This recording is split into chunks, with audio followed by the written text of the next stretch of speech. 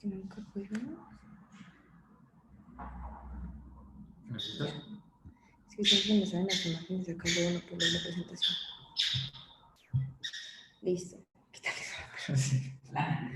Bueno, vamos a ver la sesión de traumatismo craneoencefálico. Nos vamos a basar principalmente en las guías de la TLS.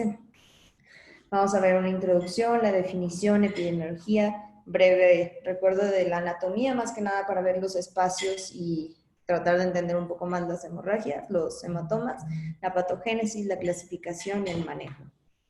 Tenemos que el trauma craneoencefálico representa el 41 millones de visitas anuales al servicio de urgencias, siendo esto el causante de 2.3 millones de ingresos hospitalarios en los Estados Unidos.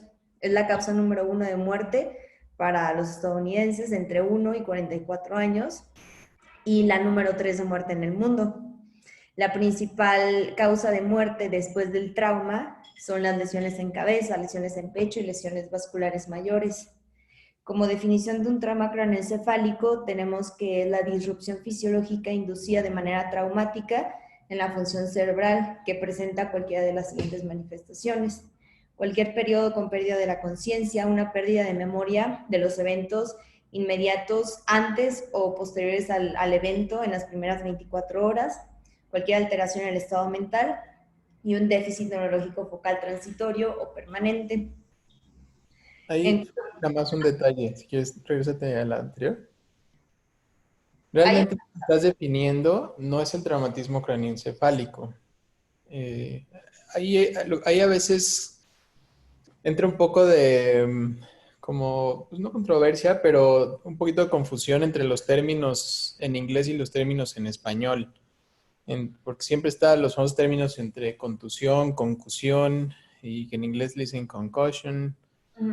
Entonces, realmente, la definición del trauma craneoencefálico, pues es tal cual un trauma al cráneo, ¿no? O al cráneo y al encéfalo. Lo que estás describiendo ahí realmente es lo que los gringos conocen como concussion, que es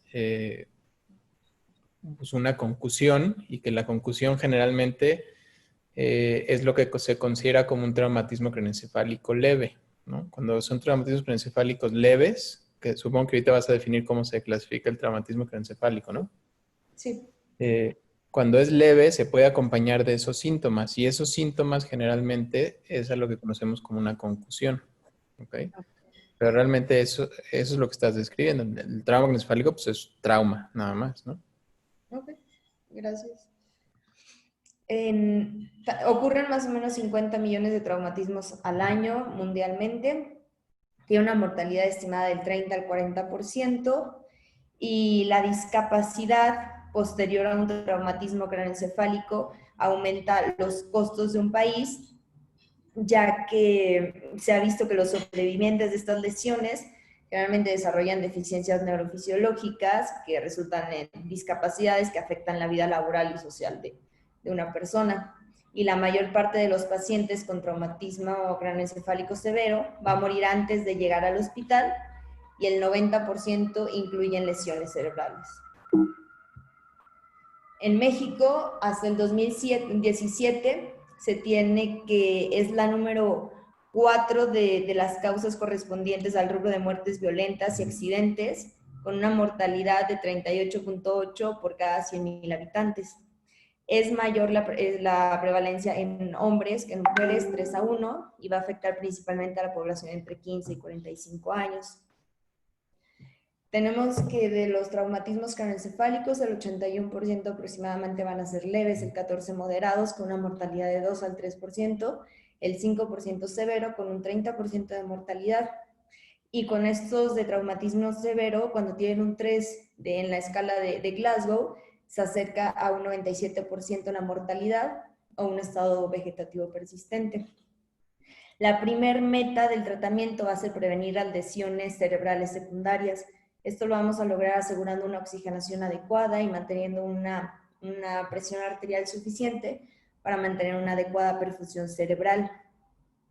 Después de haber manejado el ABCDE en un paciente con trauma, tenemos que ver mediante tomografía si va a requerir un traslado a un centro de trauma o si en nuestra unidad lo podemos atender. pero hay que tener en cuenta que el traslado, si es que se necesita, no, la tomografía no tiene que demorar este traslado. Si por algo no se puede hacer la tomografía, lo tienes que trasladar si tú no tienes los recursos para atender al paciente. En cuanto a la anatomía, tenemos la piel y el tejido celular subcutáneo, que aquí va a albergar una gran red de tejido vascularizado. Por tal motivo, las lesiones en el cuero cabelludo, los escalpes, pueden sangrar demasiado y sí pueden provocar un choque hipovolémico. El cráneo, una de las zonas óseas más vascularizadas, que manejan altos flujos sanguíneos, más o menos tiene un 20 a 25% del gasto cardíaco total. Y las meninges, la dura madre, que va a ser la superficie del cerebro, va a estar añadida a esa superficie, contiene entre ellas la arteria meningia, las arterias meningias, y aquí va a ser el espacio epidural. Entonces, entre la dura madre aquí vamos a tener las hemorragias epidurales. En la aracnoides, aquí entre la dura madre y la aracnoides va a estar el espacio subdural. Vamos a encontrar las venas puentes de la superficie del cerebro hacia los senos venosos, y la disrupción, la lesión a estas venas pueden provocar los hematomas subdurales. Y la pía madre va a estar adherida a la superficie del cerebro. Aquí vamos a encontrar el espacio subaracnoideo entre la pía madre y la aracnoides, y va a estar generalmente con líquido cefalorraquídeo. El parénquima vamos a tener los hemisferios cerebrales, tiene estructuras vitales como el cerebro, el cerebelo, el tallo cerebral y los pares craneales. Más o menos es el 2% del peso corporal. Y aquí tenemos otra vez la imagen de las capas del cráneo. Es la piel, la aponeurosis, el periósteo, el hueso, las meninges, que está la dura madre, la aracnoides y la pía madre.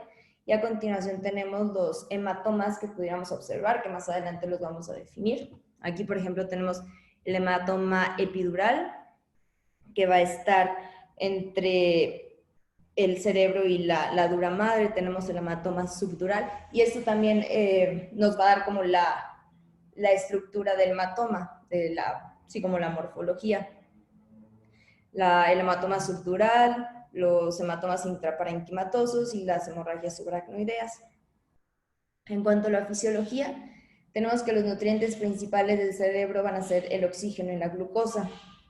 Y el cerebro es uno de los órganos del cuerpo con menor tolerancia a la isquemia. Tiene un consumo de oxígeno más o menos del 20% del total corporal, y el 60% de este lo va a utilizar para formar ATP. Entonces, una oclusión del flujo sanguíneo mayor a 10 segundos va a disminuir la presión de oxígeno hasta 30 milímetros de mercurio, y esto va a llevar al paciente a la inconsciencia.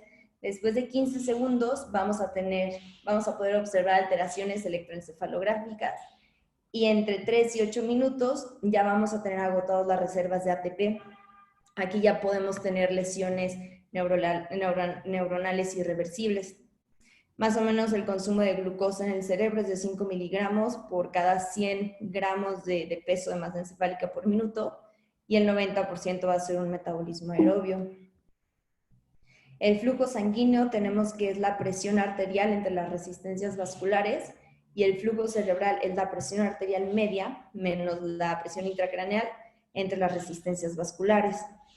Entonces tenemos que una presión de perfusión cerebral normal va a ser entre 70 y 90 milímetros de mercurio.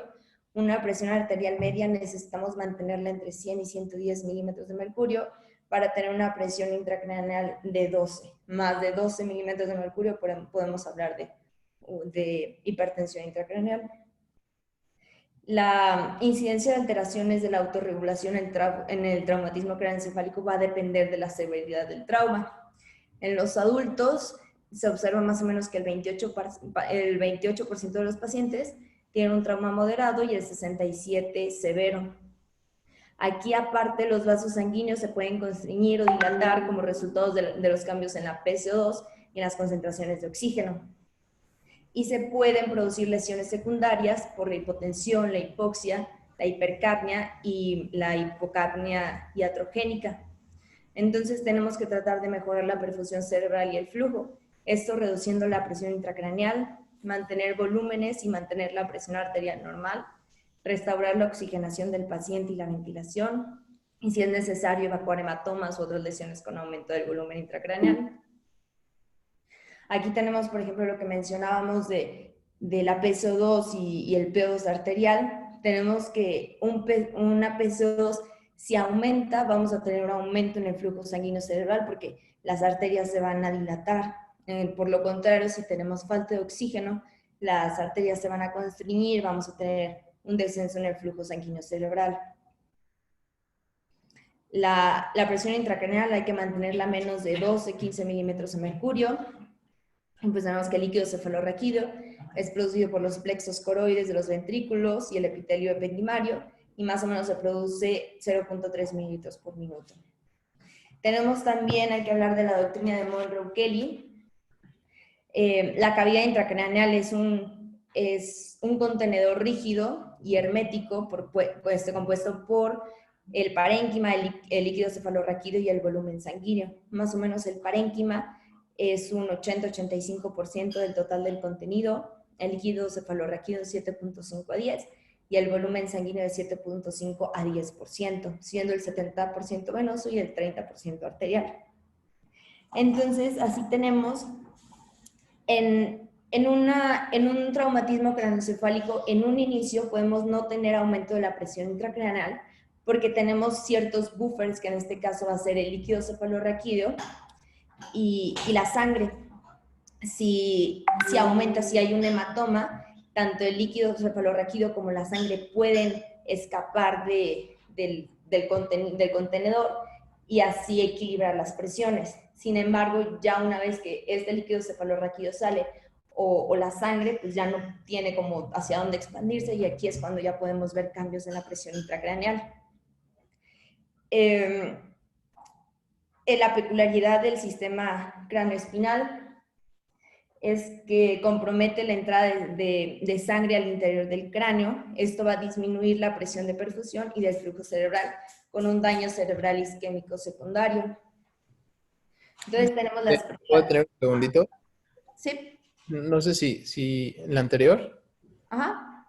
no sé si les quedó como muy claro bien toda la parte de la teoría de Monroe-Kelly, porque eso es súper importante en el traumatismo craneoencefálico. No sé si alguien tenga alguna duda de esto.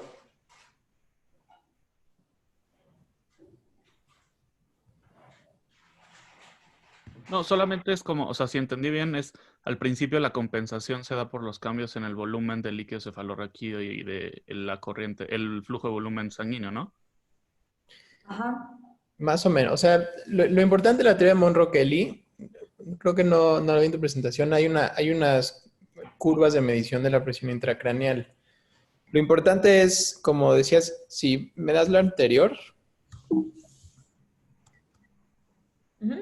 decía, la teoría de Monroe-Kelly justo, ¿no? Dice eso. Tienes tres componentes, ¿no? El cráneo, el líquido cefalorraquídeo. Bueno, dentro del cráneo está el parénquima, el líquido cefalorraquídeo y el volumen sanguíneo, que justamente todos ellos generan presión dentro de de un componente cerrado que es el cráneo, ¿no? El cerebro tiene cierta capacidad de autorregular la presión para mantener la presión intracerebral dentro de los rangos normales para garantizar una presión de perfusión cerebral normal, que como ya vimos está influenciada por la presión arterial, ¿no? Por la presión arterial media específicamente. Y el cerebro justamente tiene la capacidad de ir autorregulando y de ir modificando hasta cierto punto esos volúmenes para compensar cuando hay un aumento de la presión. Si me das la siguiente diapo, Ajá. es lo que comentabas, ¿no? Entonces, por ejemplo, si tienes un hematoma intracraneal, vamos a decir un hematoma subdural, obviamente eso es un aumento del volumen intracraneal. Entonces, el cerebro tiene que compensar de alguna manera, ¿ok? El cerebro puede tolerar cierto aumento de volumen, pero hasta cierto nivel, hasta un punto. Entonces, al disminuir el influjo de sangre, disminuye un poquito el volumen en el componente intravascular, lo cual disminuye la presión y el líquido cefalorraquídeo realmente no se modifica tanto porque las modificaciones en el líquido cefalorraquídeo tardan, no son tan inmediatas. Pero cuando son padecimientos crónicos, por ejemplo, hematoma subdural, que se puede desarrollar a lo largo a lo mejor de un mes, 2 meses, eso sí lo puede ir compensando con la disminución de la producción del líquido cefalorraquídeo. Entonces eso nos permite que la presión intracraneal se mantenga estable durante un cierto punto. El problema de la presión intracraneal es que rebasado ese punto, la curva de presión intracraneal no es una curva lenta, sino es una curva logarítmica. Entonces, tiene un punto de inflexión muy claro que a partir de ese punto la presión se eleva de forma importante, no de forma constante. Entonces, por eso es la importancia de tener una medición de PIC y por eso es la importancia de mantener presiones arteriales adecuadas para que podamos identificar, porque si ya estamos viendo un aumento en la PIC, en la presión intracraneal, quiere decir que ya los mecanismos de compensación ya fueron rebasados y ya estamos ante un panorama mucho más grave. Okay. No sé si queda claro. Sí, gracias, doctor. Muy bien. Entonces tenemos pues, las lesiones primarias, que va a ser el daño directo sobre el impacto del trauma o por los mecanismos de aceleración, de desaceleración. Van a ser las fracturas, contusiones, hemorragias puntiformes o subaracnoideas. Y ya las lesiones secundarias, estas van a ser desarrolladas en consecuencia a las lesiones primarias, debido a edema, hipoxia o hemorragias subsecuentes. El trauma directo va a producir la conducción del parénquima cerebral con una posible lesión axonal difusa en la sustancia blanca cerebral y en el tronco encefálico. Y tras la lesión primaria se pueden provocar alteraciones en el metabolismo cerebral, comprometiendo la hemodinamia intracraneal y la homeostasis iónica. El daño cerebral se puede ver acompañado entonces de una isquemia hipoxia que nos puede condicionar una lesión secundaria. En estas condiciones, la producción de energía va a depender de la glicólisis anaeróbica. En condiciones normales, teníamos que más o menos un 80% era la producción aeróbica, condicionando así la disminución de los niveles de ATP. Esta reducción de los niveles de ATP va a provocar una falla en la bomba sodio-potasio y en la bomba de calcio. Este aumento de sodio intracelular puede generar un gradiente de concentración de sodio que va a impedir el funcionamiento normal del intercambio de los iones, que va a culminar en la acumulación de calcio e hidrógeno dentro de la célula, pudiendo provocar un estado de acidosis. Así tenemos también que la acidosis va a provocar una incapacidad de la mitocondria por utilizar el calcio y la activación de proteasas y fosfolipasas, lo que nos puede condicionar una ruptura de la membrana celular y la proteólisis. En cuanto a la hipoxia, la elevación del calcio intracelular, mediado por la liberación de calcio desde el retículo endoplásmico, va a producir edema y muerte celular. En condiciones normales, este gradiente de concentración de potasio puede favorecer la salida desde la célula, generando un estado de electropositividad en el espacio extracelular y siendo negativo, un poco más negativo en el intracelular. Aquí, cuando en el interior de las células se hace menos negativo, puede generar una despolarización de la membrana, abriendo así los canales de calcio dependientes de voltaje y liberando neurotransmisores, en este caso el glutamato, que puede ser el responsable de la neurotoxicidad posterior. También hay respuesta inflamatoria y citoquinas, va a disminuir niveles de IgG, IgG1 e IgM del sistema del complemento. Asimismo, va a haber una disminución en linfocitos T, linfocitos helper, supresores y natural killer. Puede haber complicaciones infecciosas a consecuencia de esto en un 75%. Se pueden liberar factor de necrosis tumoral tipo alfa, interleucina 1B e IL-6. Los niveles de interleucina 6 en las primeras 72 horas, tenemos que estudios marcan que es un factor de mal pronóstico y en una evolución fatal del paciente. Ahora vamos a la clasificación de la lesión del trauma. Tenemos que el ATLS según la severidad, se va a clasificar en leve, moderado y severo. Y esto lo vamos a ver con la escala de coma de Glasgow. Si tiene una escala de coma de Glasgow de 13 a 15, lo vamos a clasificar como leve, de 9 a 12 como moderado y de 3 a 8 como severo. Y según la morfología, tenemos que pueden ser lesiones intracraneales del cráneo. Del cráneo tenemos que decir como de la bóveda craneana o de la base del cráneo. Tenemos que de la bóveda pueden ser tanto lineales como en estrella, pueden ser depresibles o no depresibles.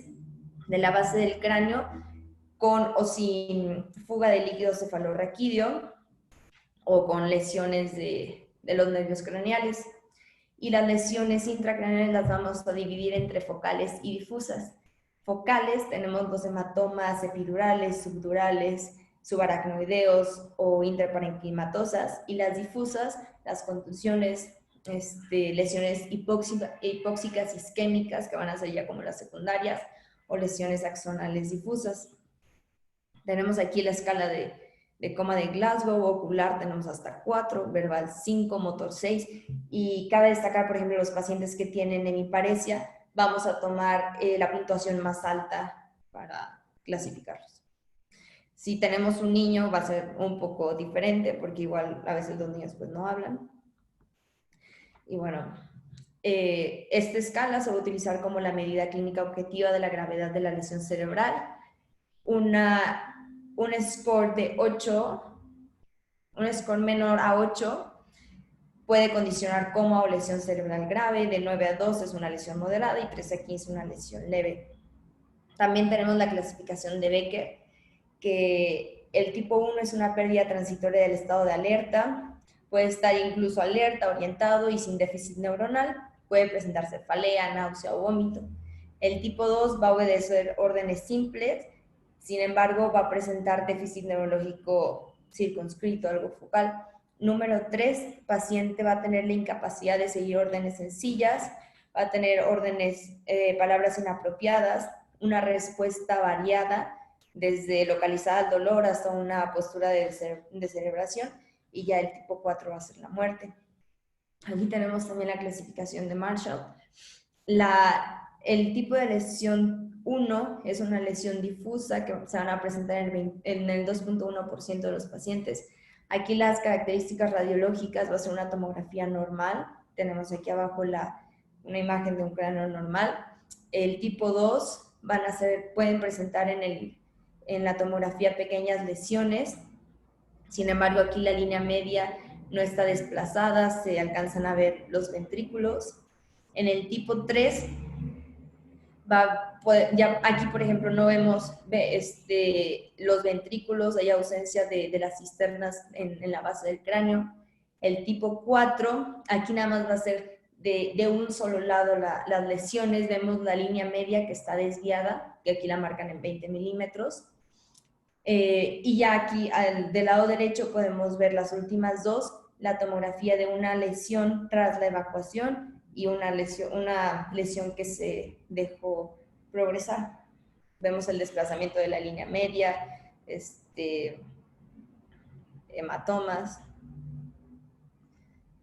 Aquí estos signos son característicos de una fractura de la base del cráneo. Tenemos salida de líquido cefalorraquídeo aquí a través de la nariz, después a través del oído, hematomas retroauricular y enojo de mapache, ¿sale?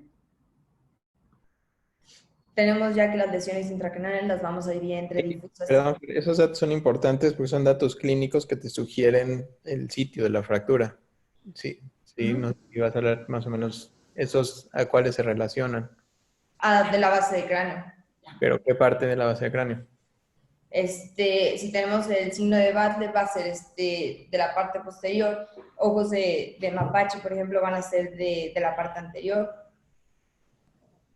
O de la base media, por ejemplo, otorrea.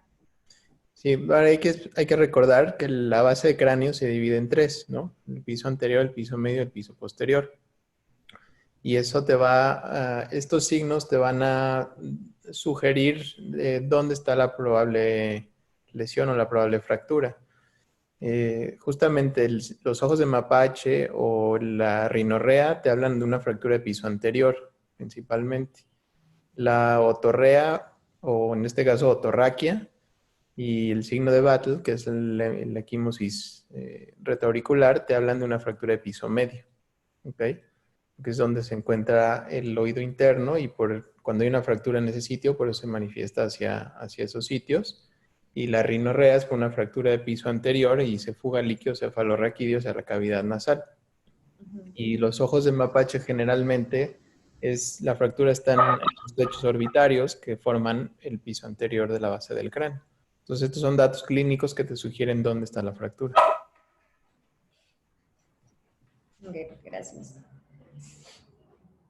Aquí tenemos lo de las lesiones, las vamos a dividir entre difusas y focales. Las lesiones cerebrales difusas tenemos aquí la conmoción cerebral, que este va a ser un trastorno neurológico no focal, transitorio, a menudo incluye la pérdida de conciencia. La tomografía inicialmente puede estar normal, se puede observar edema cerebral o ausencia de la distinción entre la sustancia gris y la sustancia blanca. La lesión axonal difusa es un síndrome clínico de lesiones cerebrales graves con resultados variables, pero a menudo tiene mal pronóstico. En la tomografía podemos observar múltiples hemorragias punteadas en los hemisferios cerebrales. Aquí el daño axonal por fuerzas mecánicas puede ser lineal o de rotación y se puede ver asociado a mecanismos de aceleración, desaceleración. Habitualmente va a resultar en un estado comatoso profundo y se puede ver la recuperación en menos del 10% de los pacientes. Sí.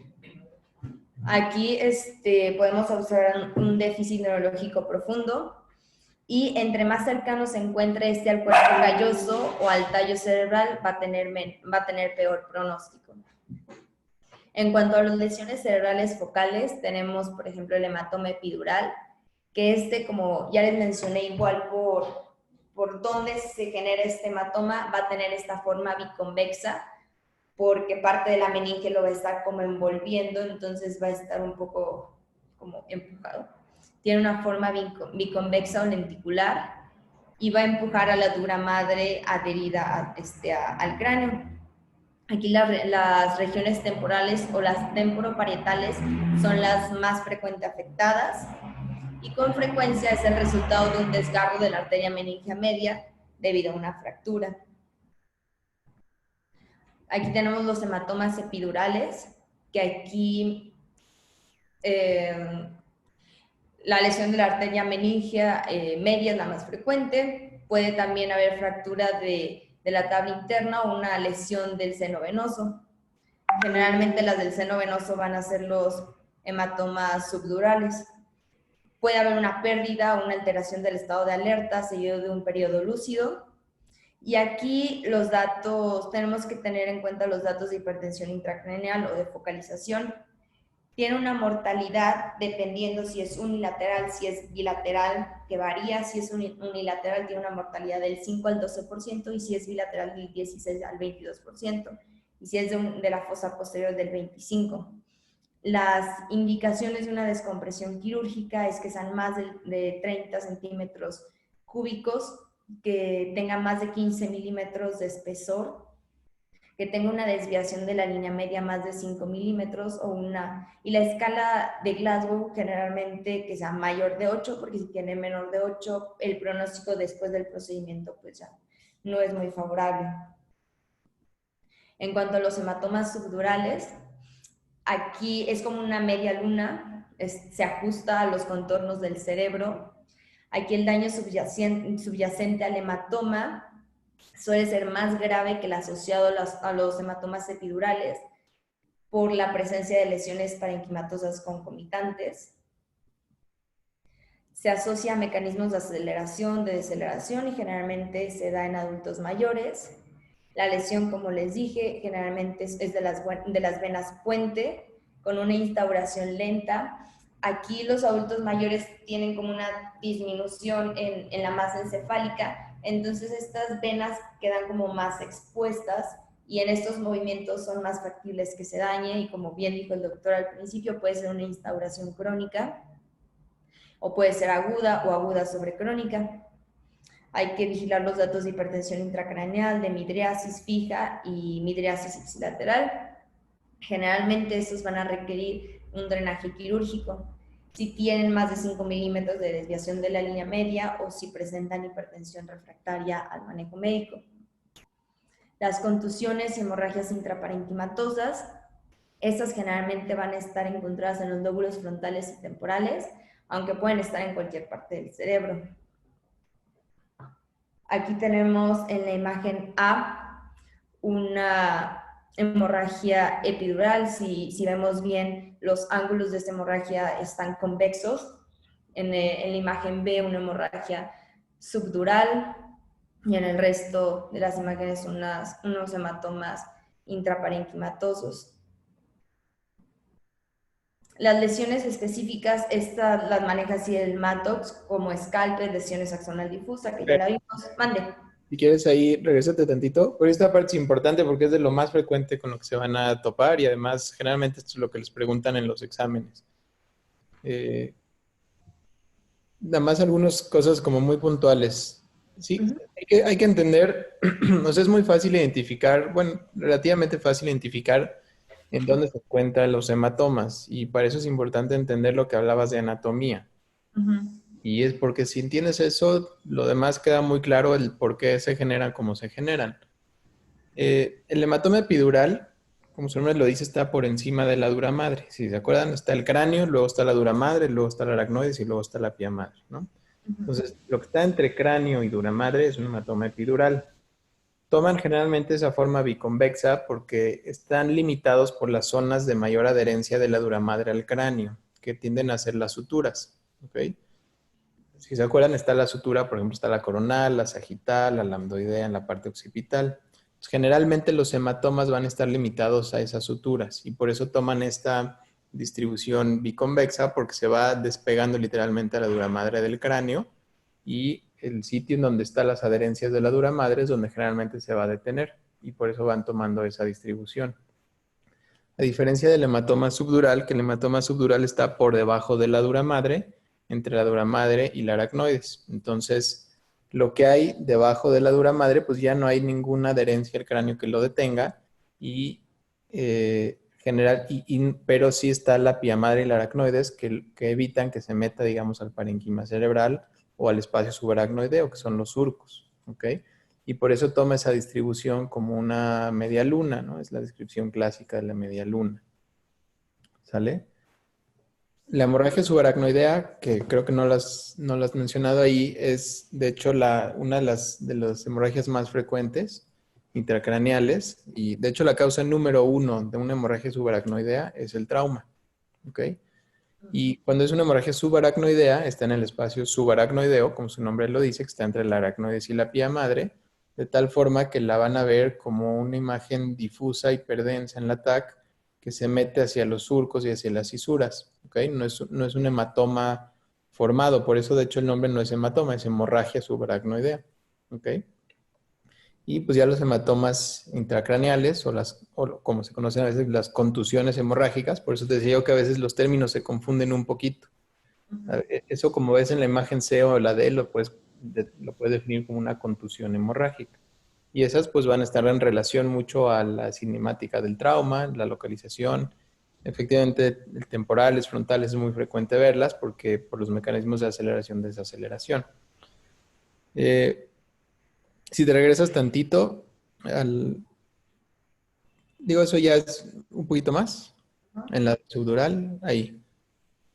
Realmente los hematomas subdurales, como decías, también hay que entender eso, ¿no? Los epidurales, justamente como el origen de la hemorragia tiende a ser arterial. La meningia media es una de las más frecuentes porque ahí es donde se encuentran las arterias de la dura madre. O sea, al romperse, crean esta hemorragia epidural. En los hematomas subdurales, como tú dices, la principal fuente de sangrado son estas venas puente, que son venas que van desde el parénquima cerebral hacia la dura madre. Entonces, cuando hay estos mecanismos de aceleración, desaceleración, es muy fácil que se rompan. Y por eso es muy común que los viejitos lo tengan, porque como ya lo dijiste, el parénquima cerebral va disminuyendo, el volumen cerebral disminuye, y entonces esas venas literalmente quedan pues, como estiradas, entonces con cualquier cosa se pueden llegar a romper. Pero como es un sangrado venoso, el sangrado no es de la intensidad de un arterial, y por eso muchas veces las manifestaciones las vemos como un subdural ya crónico, que puede ser 1 mes, 2 meses después del traumatismo. ¿Ok? Y eso pues, lo podemos ver en la TAC. Los subdurales se pueden clasificar en agudos, subagudos o crónicos por tiempo de evolución o por imagen, que ahí cambia un poquito el criterio. ¿Ok? Y la indicación quirúrgica, si te vas a la siguiente, es uno de los criterios efectivamente que tenga la desviación de la línea media de más de 5 milímetros o que el espesor del hematoma subdural sea mayor de 1 centímetro o que tenga datos de hipertensión endocraniana o algún dato de focalización. A veces llegan con hemiparesia, por ejemplo, los pacientes. Entonces esas son indicaciones quirúrgicas y bueno, creo que ya no es tema, pero hay diferentes técnicas quirúrgicas para evacuar los hematomas. También algo importante que hay que entender es como el epidural está por encima de la dura madre, pues no está en contacto directo con el cerebro, de tal forma que si lo evacúas rápidamente, el pronóstico tiende a ser bueno. A diferencia de un hematoma subdural que como está en contacto con el cerebro, con el parénquima cerebral, la sangre es muy irritativa para el parénquima cerebral, entonces eso puede conllevar mayor edema cerebral, puede ocasionar crisis convulsivas y puede tener otro tipo de lesiones neurológicas que no vemos en los epidurales. Muy bien.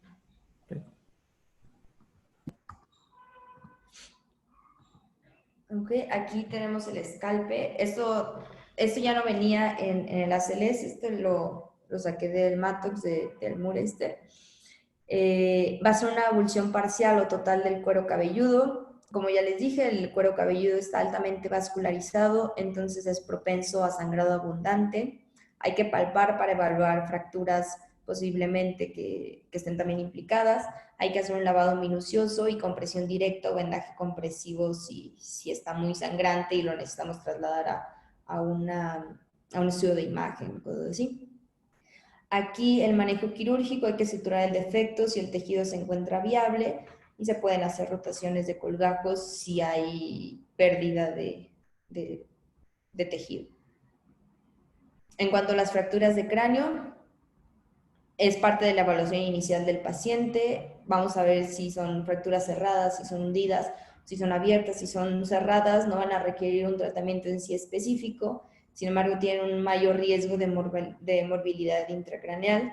Las fracturas hundidas hay que meterlos a cirugía. Tienen un mayor riesgo de convulsiones postraumáticas y alto riesgo de infección. Las fracturas abiertas, igual manejo quirúrgico y tienen mayor riesgo de infección. Aquí tenemos una imagen de una fractura cerrada, de una fractura también cerrada, pero depresible, y una fractura ya abierta, que aquí para mí pues lo está conteniendo todavía como la piel. Las fracturas de la base del cráneo, como ya lo dijo el doctor, otorraquia, el signo de ojos de mapache, el signo de Battle. Las contusiones es la forma más leve de trauma craneoencefálico. Podemos observar lesiones difusas en la tomografía. Pueden o no presentar alteraciones neurológicas transitorias. Menos del 10% van a presentar una pérdida del estado de alerta. Y aquí lo importante es que al principio una tomografía va a estar normal. Va a estar asociado a golpe contra golpe, a un hematoma parenquimatoso, y la mayoría no va a querer una intervención quirúrgica a menos que este hematoma haga un efecto de masa, que sea un hematoma con más de 50 centímetros cúbicos o si es temporal que sea más de 20, que un Glasgow esté más o menos entre 6 y 8, que no esté menos porque si no el pronóstico no es muy bueno posterior al evento, la desviación de la línea media más de 5 y compresiones de las cisternas.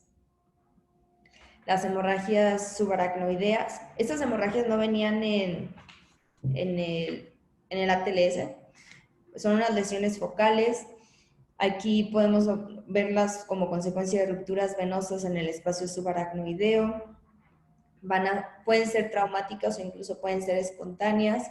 El paciente lo va a referir como el peor dolor de cabeza de su vida.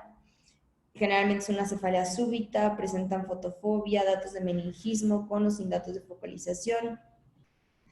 y podemos ver un tratamiento inicial no quirúrgico y ya posteriormente puede ser un intervencionista. El manejo no quirúrgico incluye nimodipino 60 miligramos cada 4 horas por 14, 21 días. Esto para reducir el vasoespasmo. Ahí nada más una aclaración, Fer, que es lo que, más o menos lo que les platicaba ahorita. Ahí hay que diferenciar mucho de la hemorragia subaracnoidea traumática contra la no traumática porque cambia mucho el manejo y cambia mucho, obviamente, las causas. Como les decía yo, si les preguntan cuál es la primera causa de hemorragia subaracnoidea, la respuesta es traumatismo cráneoencefálico. Si les preguntan cuál es la primera causa de hemorragia subaracnoidea no traumática, es una ruptura neurismática. ¿Ok? Ahí cambia completamente el panorama. No es lo mismo ni el manejo ni el pronóstico de una traumática a una no traumática. Esto que estás definiendo ahí en la diapositiva realmente se refiere más a una hemorragia subaracnoidea no traumática. ¿Ok? Esto del peor dolor de cabeza de la vida, con una cefalea súbita y los datos clínicos que estás mencionando, se asocian a generalmente una ruptura neurismática. ¿Ok? Pero eso es una causa de hemorragia aracnoidea no traumática. ¿Sale? Lo mismo con el nimodipino. El nimodipino efectivamente se da como tratamiento para prevención, entre otras cosas, del vasoespasmo. Curiosamente, y eso es algo, es un tema que no hay todavía una explicación clara, es que justamente cuando es una hemorragia subaracnoidea no traumática, el riesgo de vasoespasmo es alto y ahí el nimodipino sí ha demostrado tener utilidad, a diferencia de la traumática. Realmente en la traumática es muy raro ver vasoespasmo y el nimodipino en los estudios que existen no ha demostrado tener efectos para la prevención de vasoespasmo en la hemorragia subaracnoidea traumática. Entonces ahí el manejo cambia completamente, ¿no? O sea, si es traumática, realmente no necesitas dejarle nimodipino porque no le va a hacer nada y probablemente no va a tener vasoespasmo, a diferencia de una hemorragia subaracnoidea no traumática. ¿Ok?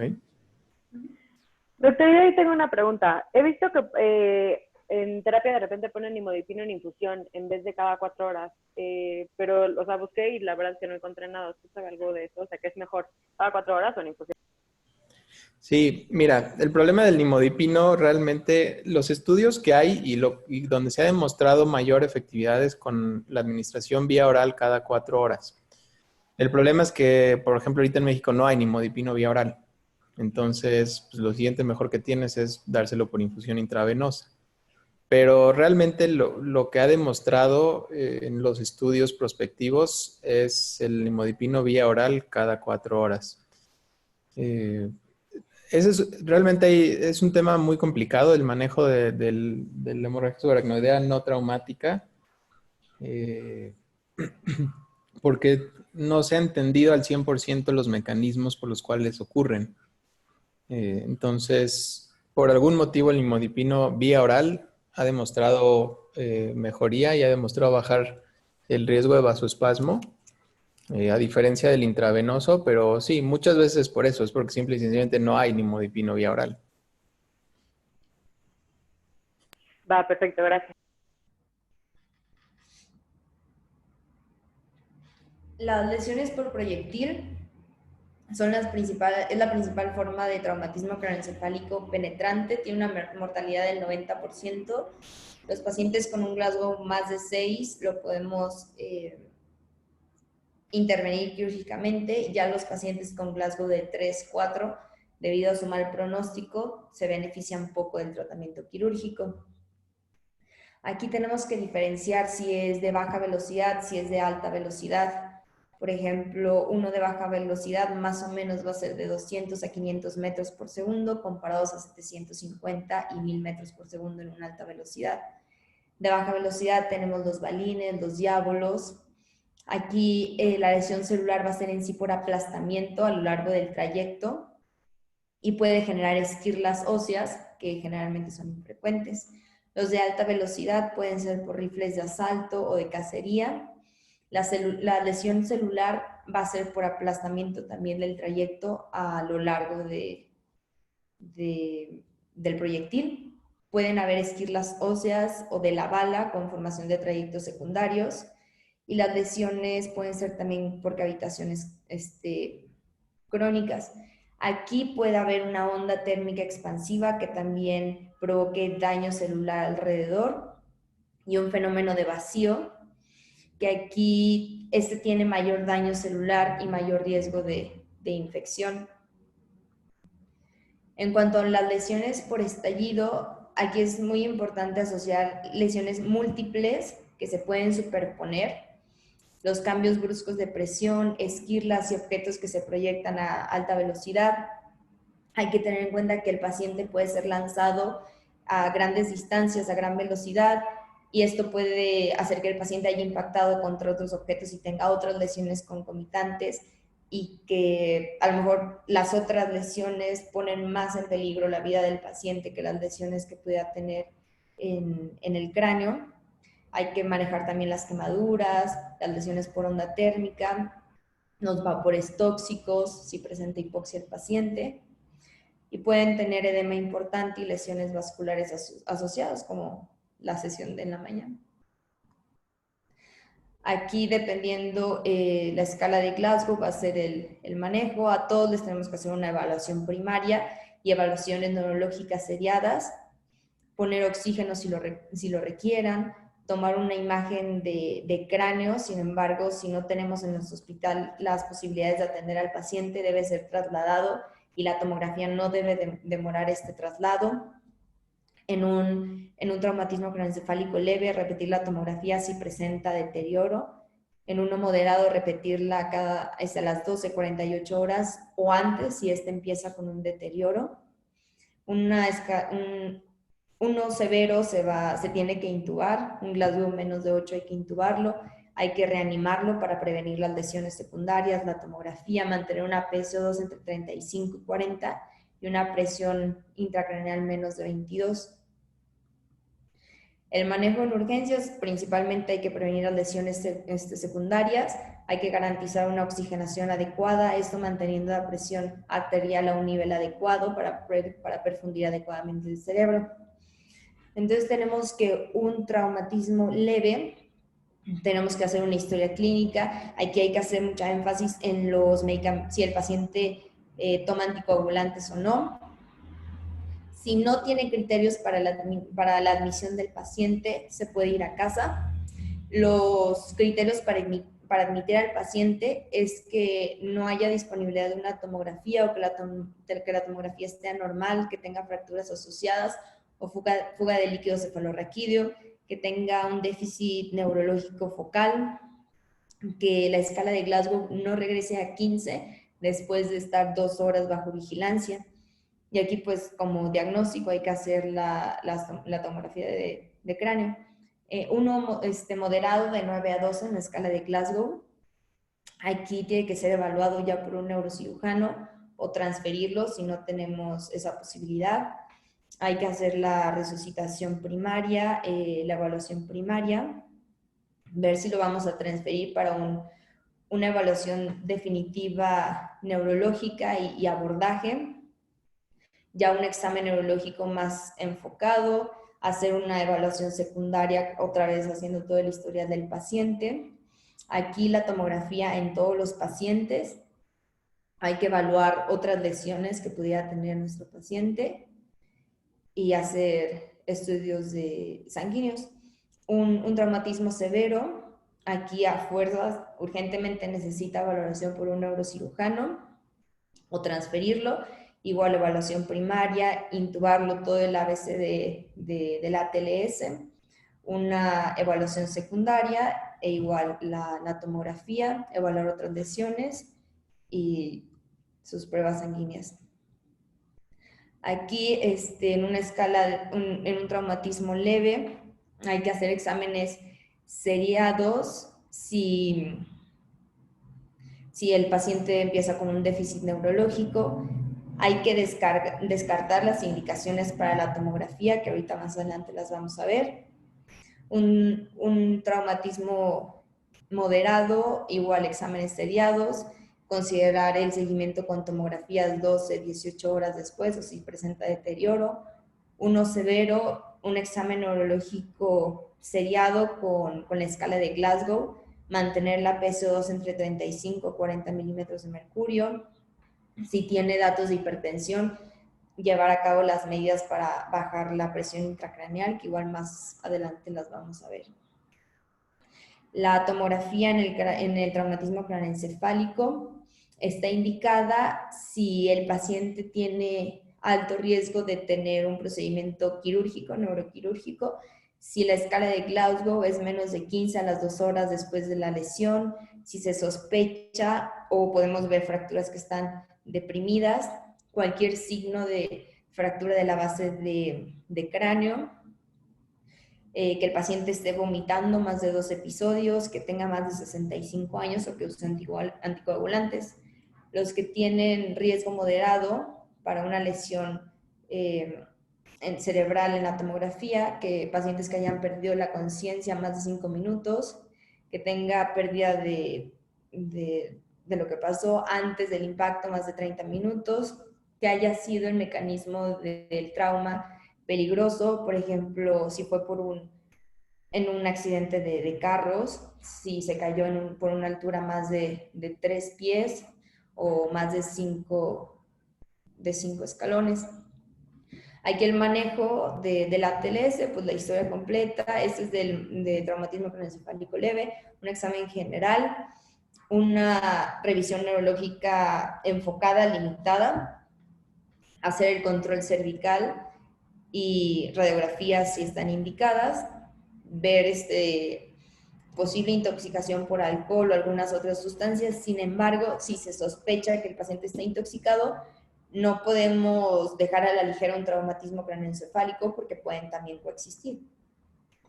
Y pues ya transferirlo o admitirlo o que se vaya a casa, según lo que ya vimos.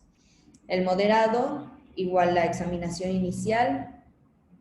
Después de la examinación, tenerlo vigilado, ver si el paciente deteriora o no. El 90% de los pacientes va a mejorar y aquí ya se puede ir a casa con seguimiento por externo. El 10% de estos pacientes se puede deteriorar y si empieza con deterioro menos de 12, 24 horas, se puede pues, repetir la tomografía.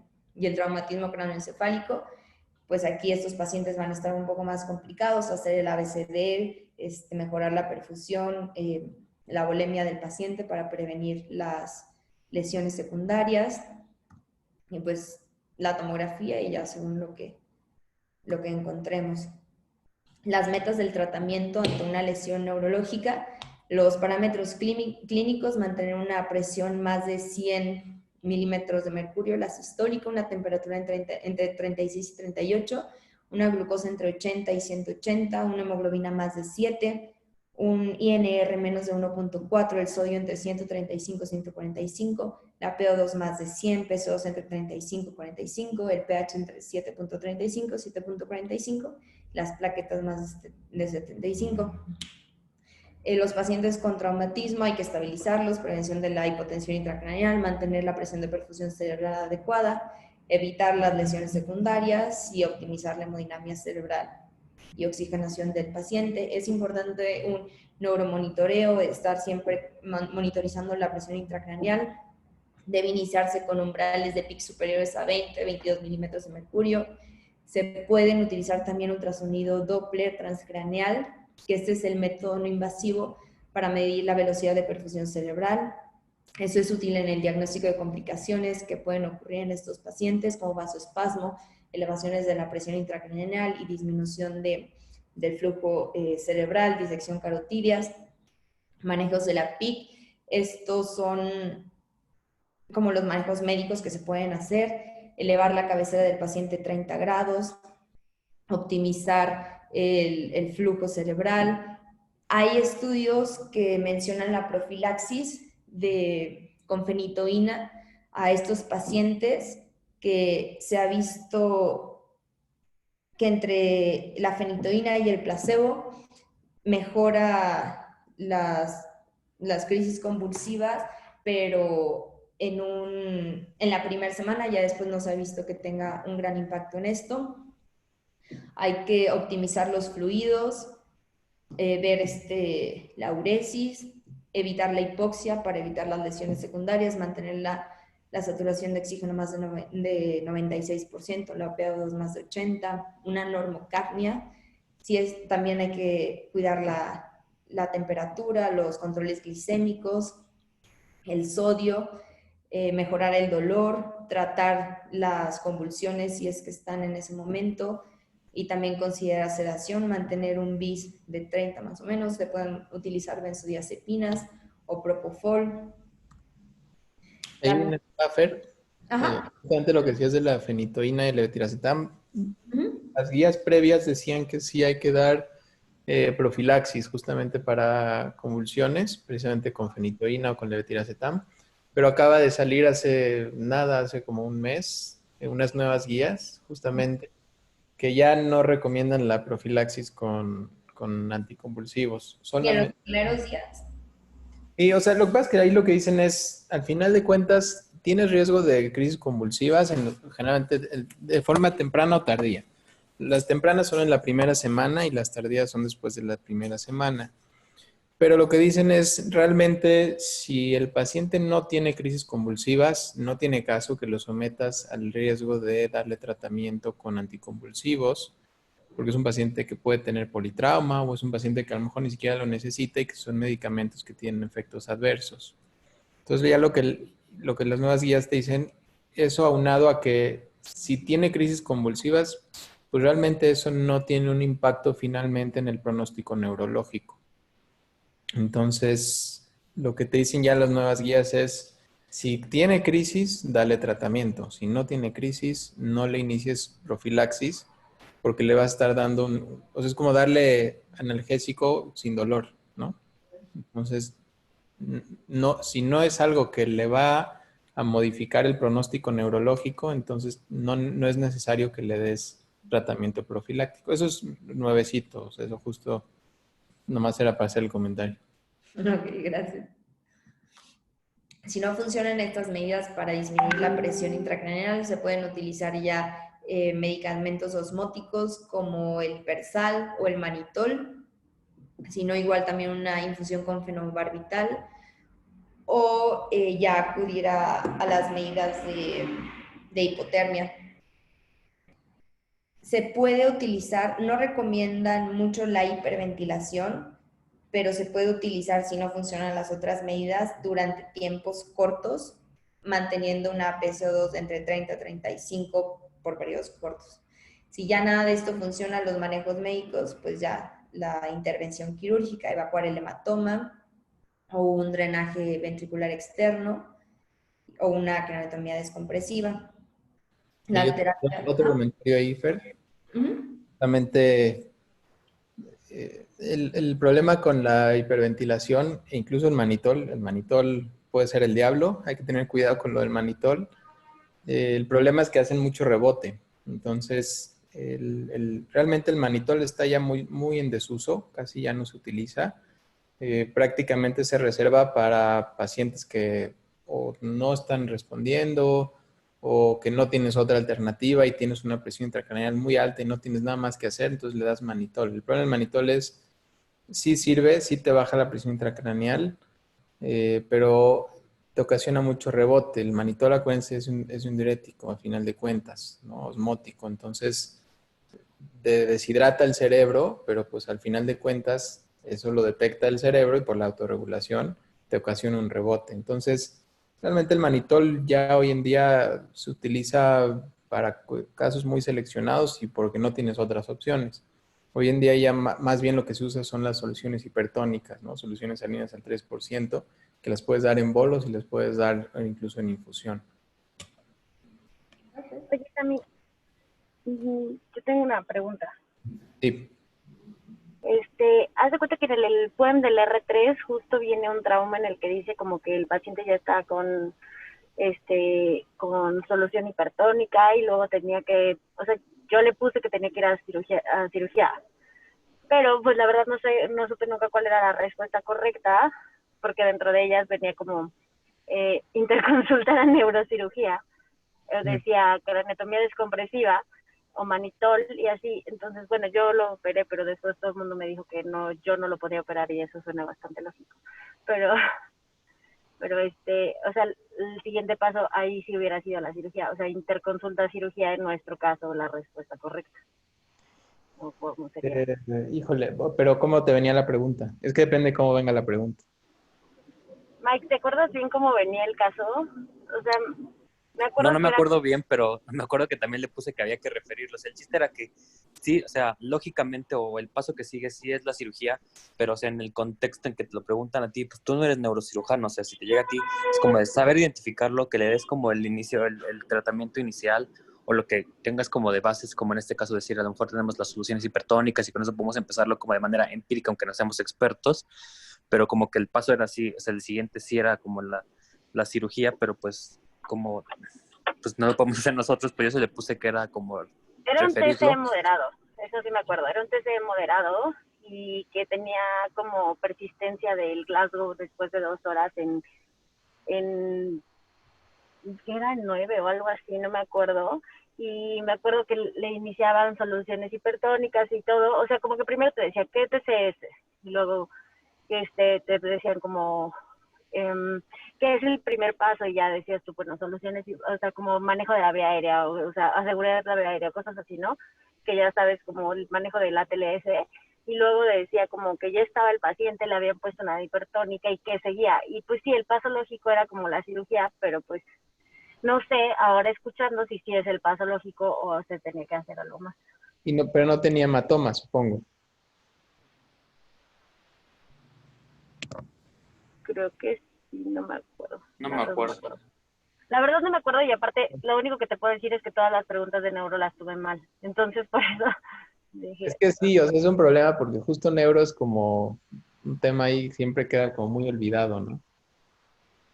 Pero sí, o sea, yo quiero pensar, mira, si tienes un paciente, o sea, es que realmente para el cirujano general toda esta parte, pues realmente no tiene mucha ayuda porque nunca te vas a poner como cirujano general a tratar un traumatismo craneoencefálico, y mucho menos si es quirúrgico, y mucho menos si no es quirúrgico y va UTI, ¿no? O sea, realmente todo eso no. Yo quisiera pensar que en el contexto de un examen para cirujanos generales, lo que tienes que saber hacer, y que es también yo creo lo importante de esta plática, es saber identificar cuándo es un traumatismo craneoencefálico, poderlo clasificar como leve, moderado, severo, identificar, saber diferenciar cuál es un hematoma epidural de un subdural, una hemorragia subaracnoidea, un hematoma intraparenquimatoso, y justamente, ¿no? Por lo menos saber dar el manejo inicial, porque sí a veces el cirujano general, por ejemplo, trabaja en urgencias, ¿no? Entonces, sí poder dar por lo menos el manejo inicial, identificar las lesiones, y precisamente yo creo que el siguiente paso sería llamarle al neurocirujano, ¿no? En ese contexto.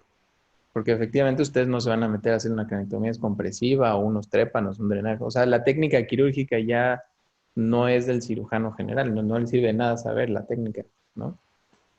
Entonces, yo creo que sí, sí. O sea, primer paso, identificar el traumatismo craneoencefálico y saberlo clasificar como leve, moderado, severo. Segundo paso, ¿qué hago con cada uno de esos pacientes? ¿Les hago TAC? ¿No le hago TAC? ¿Le inicio manejo? ¿No le inicio manejo? Tercer paso, ok, ya identifiqué, es un trauma craneoencefálico moderado, probablemente por lo que dices. Le inicio manejo de urgencias, el manejo médico de urgencias. Siguiente paso, interconsulto al neurocirujano. sí, muchas gracias, pero sí más o menos era por eso también como los objetivos de la clase para que no quedara tan así. Sí, y justo si tienen como dudas de eso, así específicas de cosas que les pueden llegar a preguntar en examen, a lo mejor nos podemos enfocar en eso, ¿no? Porque toda esta parte es interesante, pero como cirujano general, pues nunca lo vas a ver realmente.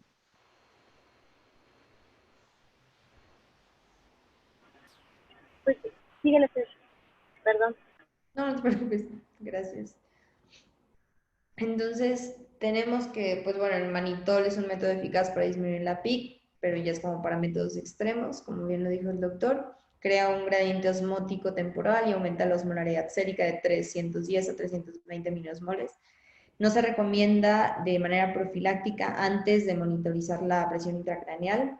y debe limitarse a pacientes con signos de herniación transtentorial o deterioro neurológico progresivo no atribuible a causa extracraneal.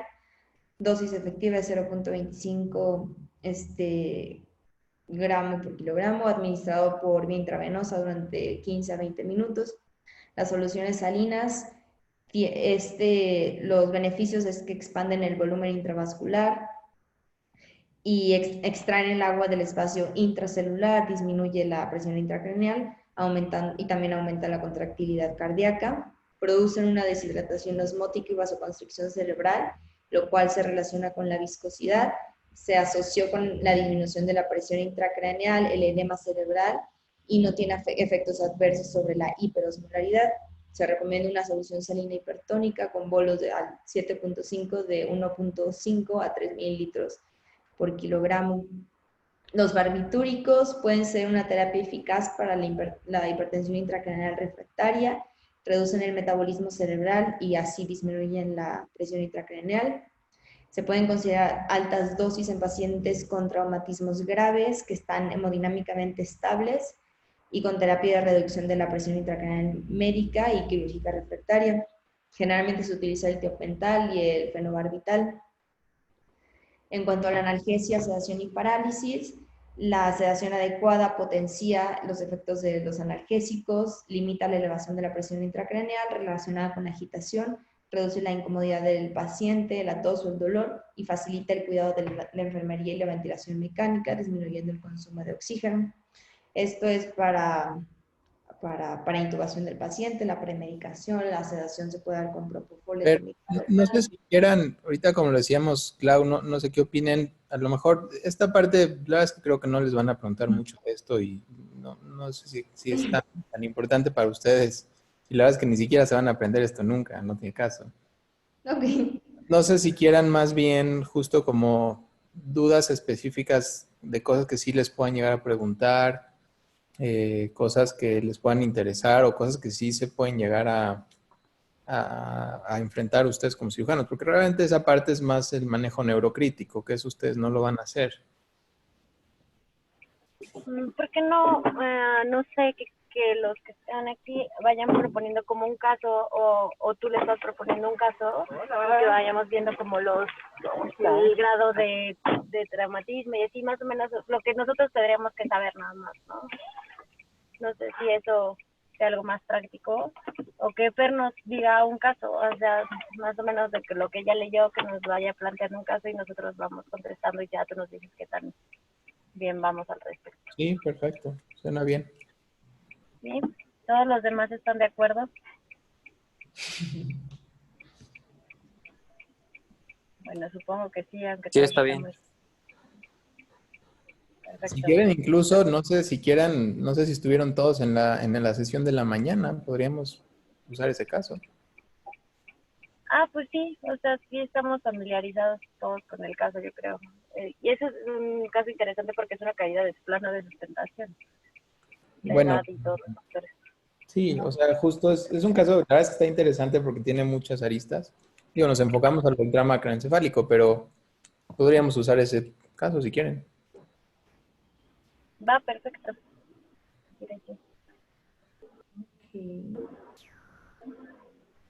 O Fer, ¿te faltaba como muchas cosas? No, en sí ya lo último era, por ejemplo, las medidas de protección que ya las mencioné, o sea, nada más son resumidas y ya. Ok, vale. Entonces, pues sí, vamos a si quieres platicando de este caso. ¿Cómo quieres hacer la dinámica, Sammy? ¿Quieres tú ir a empezar a como a preguntarnos y vamos contestándote o cómo le hacemos? Pues sí, si quieren, a ver, les planteo más o menos cómo estuvo el caso y me van diciendo qué le harían, ¿no? Perfecto. Entonces, a ver, era un paciente de 73 años, tuvo un antecedente de un EBC isquémico hace un mes, pero quedó con una buena escala funcional neurológica, estaba anticoagulado y tenía trastorno depresivo. La historia que contaron es que los familiares aparentemente lo encontraron en el piso, inconsciente, con una herida en la cabeza, con sangre, y se lo llevaron al hospital. No tenían mucho más datos en ese momento. Cuando lo interrogamos originalmente nos dijeron, pues es que nadie lo vio, de repente salimos y lo vimos ahí tirado en el piso. Empezamos a ver las lesiones, tanto clínicas, en la exploración física y en la imagen, y decimos, pues la verdad es que no nos checa porque la magnitud del trauma que tiene no es de una caída de de su propia altura. Tenía varias fracturas craneales fuertes en macizo facial, traía fracturas esternales, costales, en vértebras, tenía contusiones cardíacas, todas esas cosas. Entonces dijimos, evidentemente no es una caída de su propia altura. Interrogando un poquito más, al parecer el señor estaba en un primer piso y cuando entraron los familiares, encontraron la ventana abierta y una tranca que tenía en la ventana que estaba fuera de su lugar. Y por las lesiones que tenía, o sea, tenía una herida completamente abierta en cráneo. No tenía lesión de huesos largos. Entonces la sospecha es que cayó desde ese primer piso por algún motivo y que probablemente cayó con la cabeza, ¿no? Sin meter manos, sin meter nada, cayó con la cabeza. Entonces el paciente llegó a urgencias, por lo que nos decían, llegó despierto, somnoliento, balbuceaba, movilizaba las 4 extremidades y así llegó. Tengo aquí todas las imágenes, creo, del paciente. Son estos, ¿no? Antes de la imagen, te llega un paciente así, ¿qué le haces? Pues primero valoración, ¿no? O sea, le sacas el Glasgow, valoración clínica, estabilizas, vía aérea, o sea, ABCD, primero. A ver, aquí está la exploración física.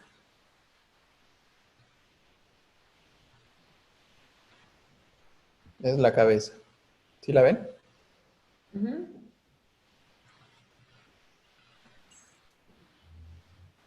Yo aquí, pues yo por ejemplo haría el ABCDE, ver lesiones que pongan en riesgo la vida del paciente y ya después te vas por las lesiones más evidentes, ya que estabilizaste todo lo demás.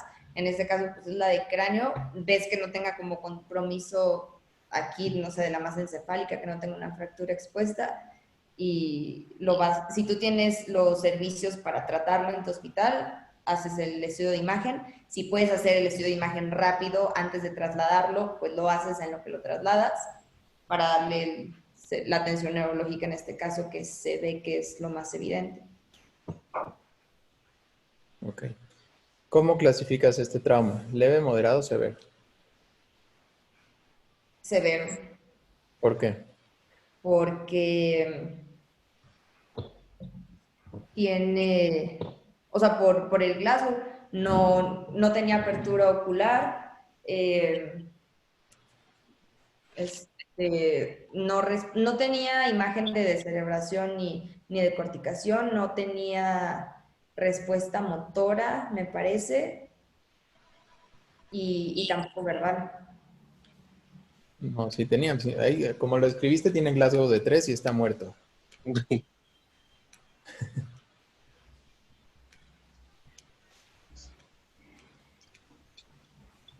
El paciente respondía, o sea, para poder valorar el Glasgow, el Se paciente balbuceaba, ¿no? respondía. Se balbuceaba. Parecer el paciente balbuceaba, emitía sonidos, emitía palabras incomprensibles. Tenía Y tendencia a la al estímulo somnolencia, motor. pero tenía apertura ocular. El estímulo motor probablemente, pues movilizaba.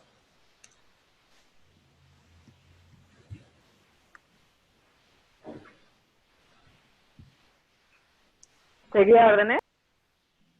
No.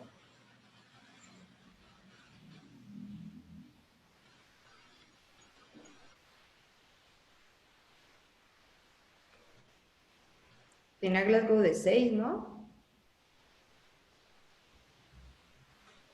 Más o menos. Aparentemente le dieron un Glasgow inicial de 7. Okay. Entonces, por Glasgow de 7, sí, efectivamente es un traumatismo craneoencefálico severo. Entonces, lo primero y tienes una cinemática sospechosa del trauma de un golpe de alto impacto, ¿no? Entonces ahí lo clasificas obviamente como severo. Entonces, primero, lo primero, ABC, ¿no? ¿Qué le hacen? Lo intuban, buscan datos evidentes de hemorragia, de lesiones en otras partes, etcétera, ¿no? Lo llevan a estudios de imagen y ¿tienes ahí la imagen? Sí.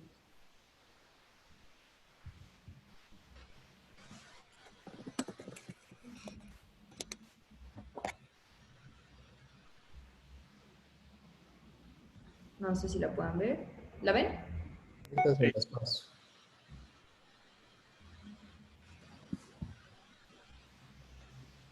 Le tomaron una tomografía integral, tengo estas imágenes. ¿Mm?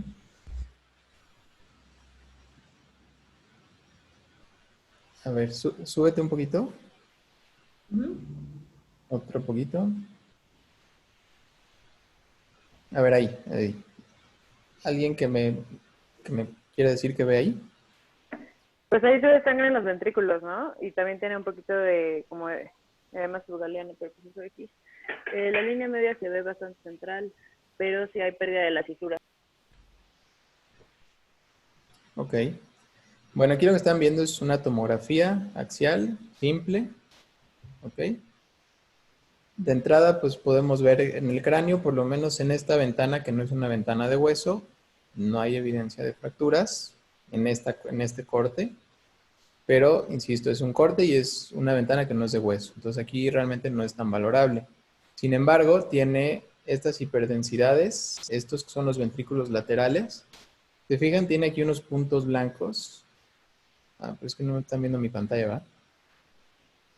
No. No. Eh, Bueno, ahí, ¿cómo le podremos hacer? Cerrar los apuntes. Bueno, los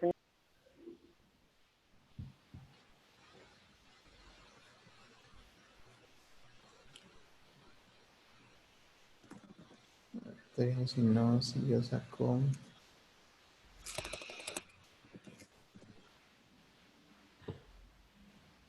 Bueno, ahí en esa imagen, en los ventrículos, ¿sí ubican todos cuáles son los ventrículos? Eso que está señalando son los ventrículos laterales, ¿ok? Tienen un puntito blanco en medio. Ese puntito blanco son los plexos coroides calcificados. Eso es normal para una persona adulta mayor.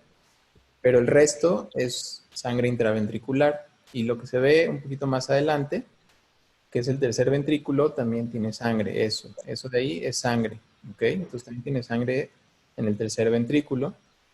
Y no sé si ven un poquito más a la izquierda y adelante, tiene más sangre y tiene ahí una zona hipodensa. ¿Ok? Esa que se ve ahí que están señalando. Esa zona hipodensa, ¿qué creen que sea? ¿No es parte del ventrículo desplazado? No, Neumoencéfalo, ¿no, Doc? exactamente, eso es neumoencéfalo. Cuando tienes neumoencéfalo, eso es una evidencia clara de que tienes alguna fractura y que tiene alguna fístula. ¿Ok?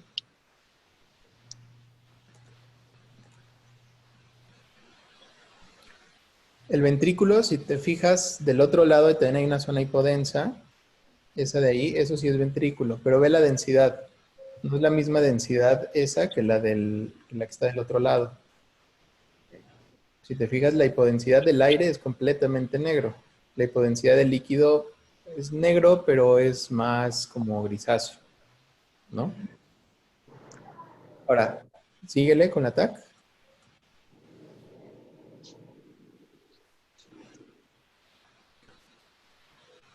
A ver, en la anterior. Ahí, ¿le ven algo más? Acá Sí, se ve la fractura, ¿no? y acá. Aquí se empieza a ver algo de fracturas. La que señalaste, no estoy seguro. Eso que señalaste es la clinoides. Esa sí es una fractura, la que está ahí señalada. Esa es la fractura que corre todo el temporal y se iba hasta parietal prácticamente y frontal. Lo que señalaste antes era la clinoides y tiene ahí aire también. Ujú. No sé si alcancen a ver, ahí por donde está tu cursor, ¿ven algo más? ¿Esto de aquí? Por ahí. Neumoencéfalo, ¿no? O sea, es aire. Lo que está hipodenso es neumoencéfalo, sí, pero hacia el otro lado, todo eso. Hay mucho edema y pérdida de las fisuras, ¿no? Mm, no tanto realmente. No sé si hay algo de edema cerebral, un poquito de pérdida de cisuras, aunque sí se le ven cisuras, sobre todo hacia el occipital. Pero Pero me aquí, interesa eso que están señalando, eso. ¿Qué es eso? una hemorragia subaracnoidea. Exactamente. Así es como se ve una hemorragia subaracnoidea. A ver, si quieres déjame compartir mi pantalla tantito. Ujú.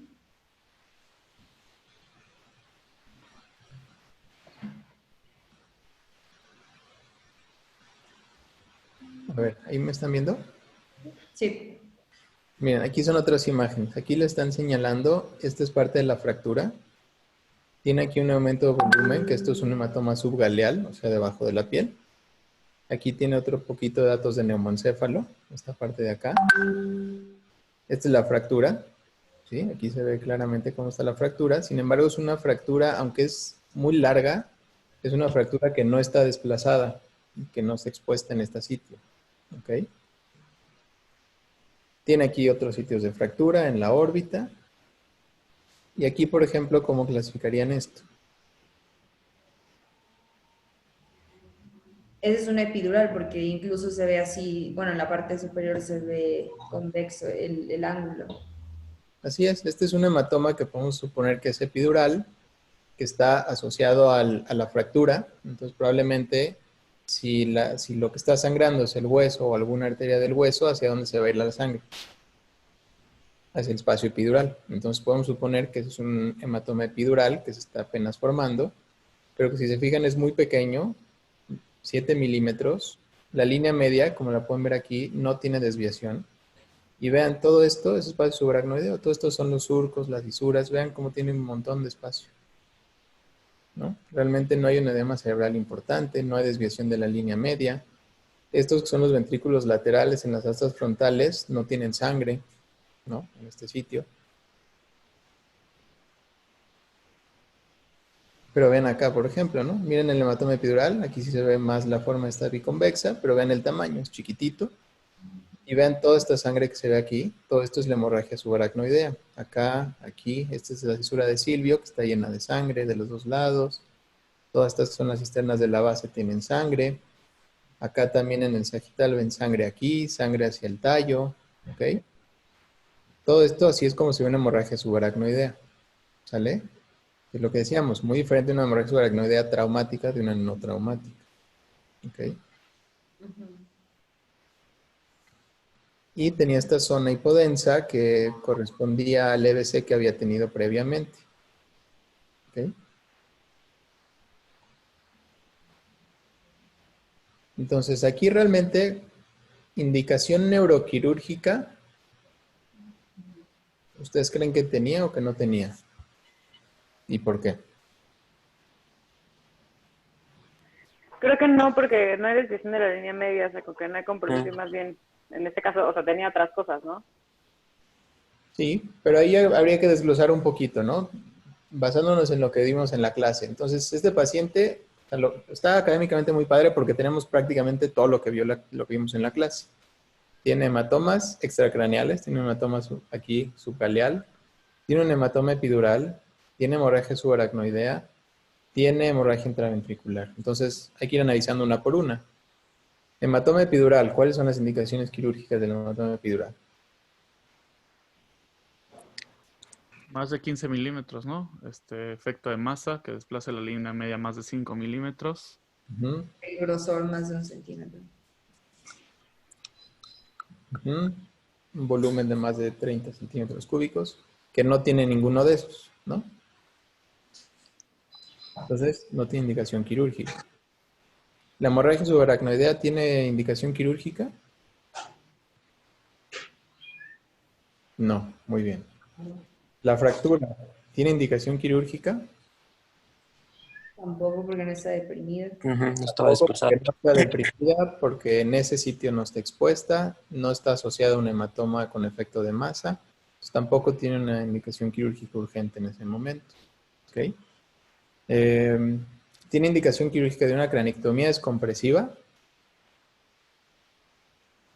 No, Pues porque Tenemos la presión intracraneal.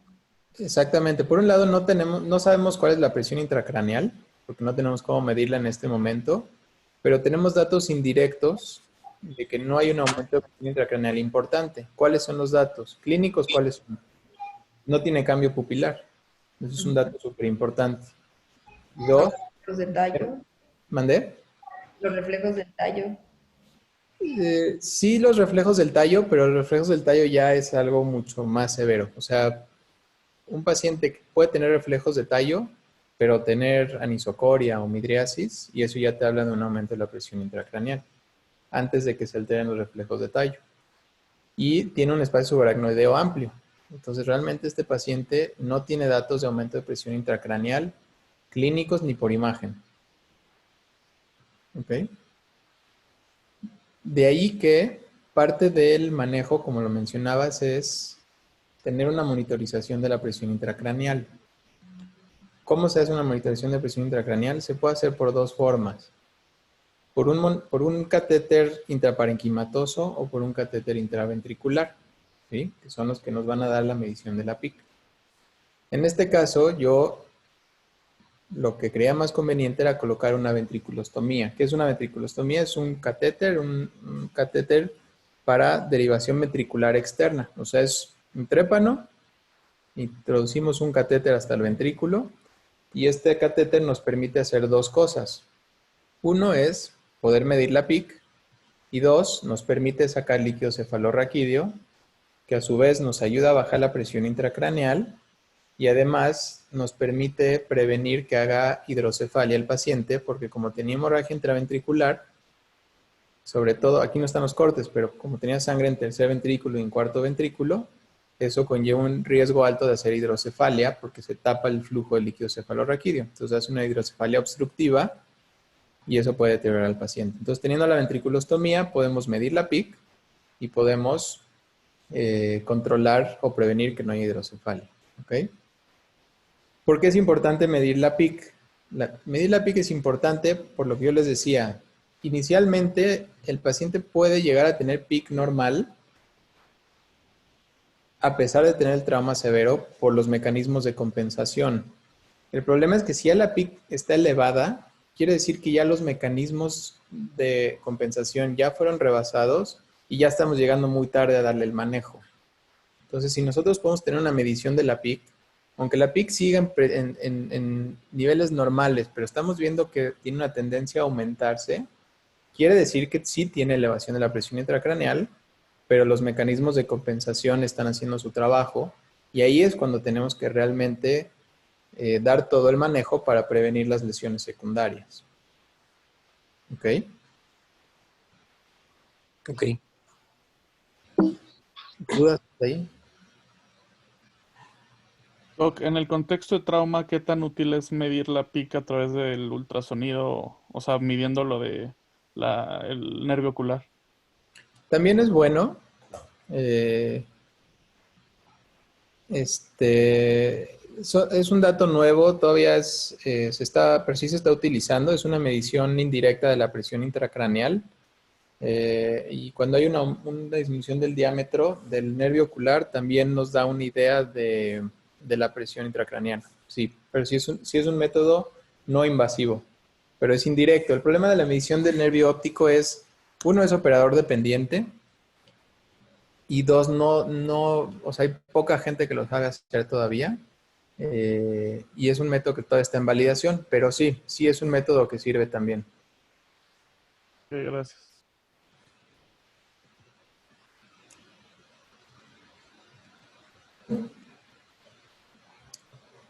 ¿Qué otra cosa? ¿Qué otra duda hay?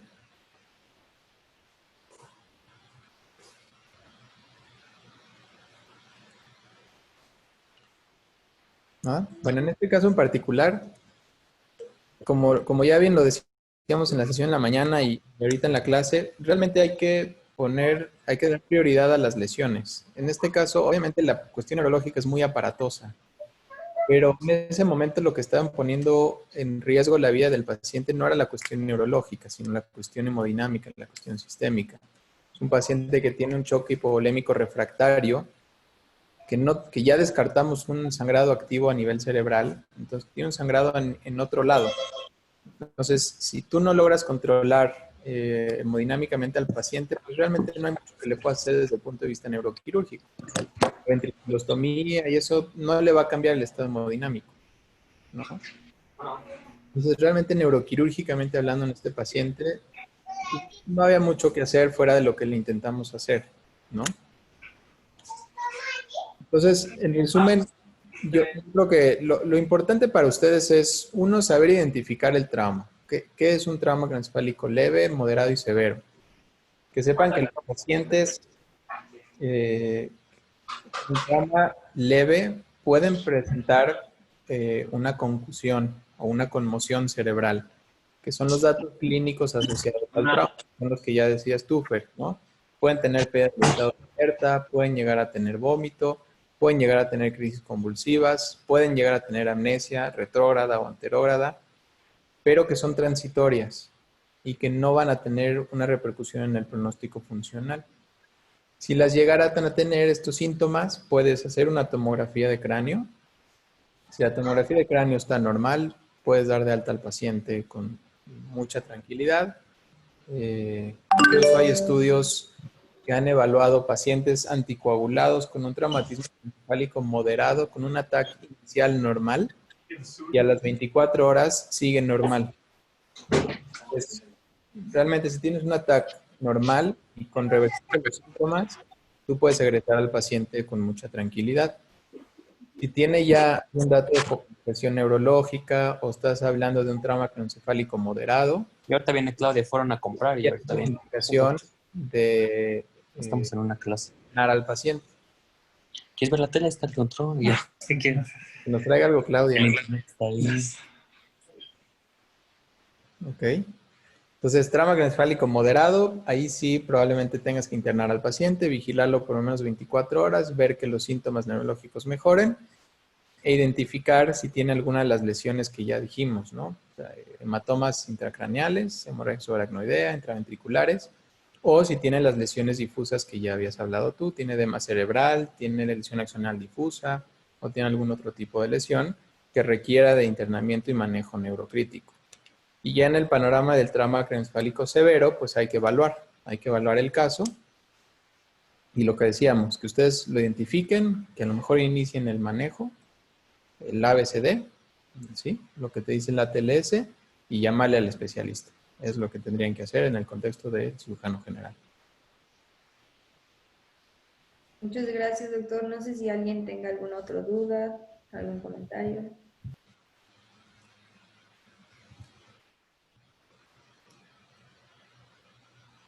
No, nada, muchas gracias. Muchas gracias a ustedes y a usted, doctor, por estar con nosotros. Gracias a ustedes por invitarme. Cualquier cosa que se les ofrezca en neuro, con gusto. Muchas gracias. Hasta luego. Bien. Gracias, Doc. Gracias, Fer.